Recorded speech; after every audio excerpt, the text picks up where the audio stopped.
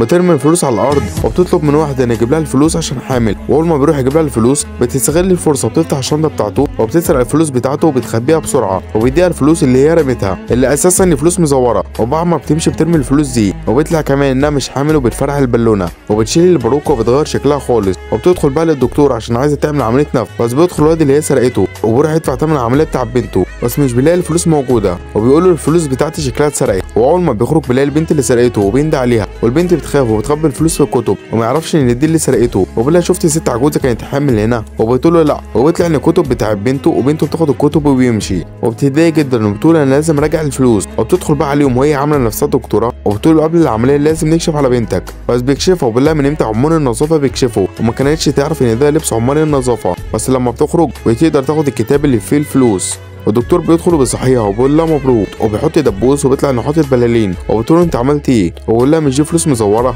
يعني لازم اعملها مزوره. وبيدخل الولد اللي هي سرقته وبيقول لها انا اللي بدلت الفلوس بفلوس مزوره وبيدخل البوليس وبيقبض عليها.